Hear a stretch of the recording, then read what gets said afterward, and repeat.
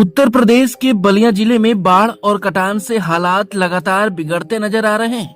ऐसे में प्रभारी मंत्री दयाशंकर मिश्र दयालु ने जिले के बाढ़ प्रभावित इलाकों का दौरा किया और राहत कार्यों का जायजा लिया।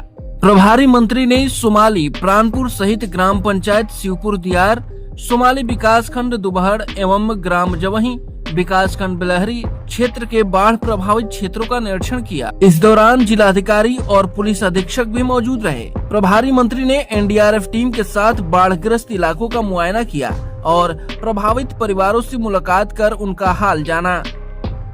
प्रभारी मंत्री दयाशंकर मिश्र दयालु ने बैरिया और हल्दी क्षेत्र में बाढ़ पीड़ितों को राहत सामग्री भी वितरित की और अधिकारियों को राहत कार्य तेज करने के निर्देश दिए। वहीं प्रभारी मंत्री ने कहा कि बाढ़ और कटान से सबसे ज्यादा प्रभावित बिहार से सटे गांव हैं। यहां चौथी बार पानी ऊपर नीचे हो रहा है, जिसकी वजह से कटान रुक नहीं पा रही। सरकार हर पीड़ित को राहत सामग्री समय से उपलब्ध करा रही है। मेडिकल टीम भी लगातार काम कर रही है।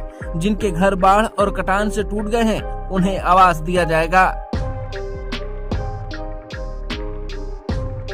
जिस तरीके से बाढ़ क्षेत्र का आप दौरा कर रहे हैं, हर साल बाढ़ आ रहा है, लोग पलायन भी कर रहे हैं, घरें तोड़ी जा रही है, क्या अस्थायी समाधान आप लोग के पास है कोई बलिया के बचाव के लिए? मुझको लगता है कि देश में बाढ़ के लिए बलिया से अच्छा कोई उदाहरण नहीं।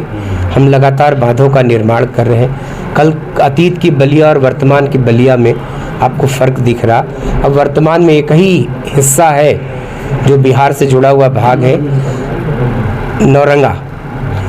बस उसी की चिंता हम लोग को करना है और एक बड़ा प्रोजेक्ट बाढ़ के ख़त्म होते ही जिला प्रशासन को ये निर्देश मिल चुका है कि एक बड़ा प्रोजेक्ट बना के, और बाढ़ की नदियों का कोई क्षेत्र, कोई सीमा नहीं होती, कब कहाँ ऐसी परिस्थितियाँ आए उनसे लड़ने के लिए। और वर्तमान की बलिया बहुत सुरक्षित हो चुकी है, बहुत नए नए बांधों का निर्माण हो चुका है। कल की तबाही में कल के नुकसान की तुलना जब आप आज से करिएगा तो आपको फ़र्क दिखेगा। मैंने कहा नौरंगा का जहाँ तक सवाल है, वहाँ के लोगों की पीड़ा हम सबको बखूबी पता है और उससे पूरे इंतजाम किए जाएंगे।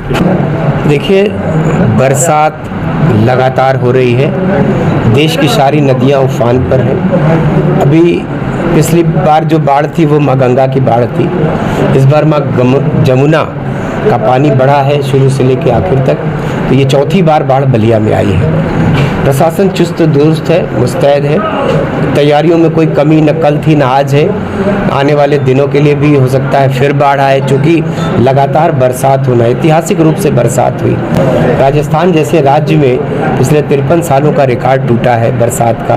तो मुझको लगता है कि ये प्राकृतिक आपदा है और उत्तर प्रदेश के मुखिया योगी आदित्यनाथ जी के निर्देशानुसार प्रशासन की जो तैयारियां हैं, जो आवश्यकताएं हैं, बाढ़ पीड़ित लोगों को बड़ी बड़ी नावें चलाने से लेके, राशन की किट देने से लेके, उनको अस्थायी कैंपों में रखने से लेके, दवा की, इलाज की, यहाँ तक कि पशुओं के इलाज की, टीके की व्यवस्था की गई है। गांव में जो भी प्रभावित गांव हैं, उन गाँव में मेडिकल के कैंप लगाए गए हैं, दवाएँ उपलब्ध कराई जा रही हैं, पशुओं के चारे की व्यवस्था है। बाढ़ से जो नुकसान हो रहा है उसकी भरपाई के लिए थोड़ा वक्त मिले तो फिर जिला प्रशासन इन सब की तैयारियां करके, जिनकी फसलों का नुकसान हुआ उनको मुआवजा, जिनके आवास प्रभावित हुए हैं उनको मुख्यमंत्री जी के निर्देश के क्रम में उन सबको घर बनाने का पैसा उनके खाते में तत्काल ट्रांसफ़र किया जा रहा है और घर बना के भी देने का।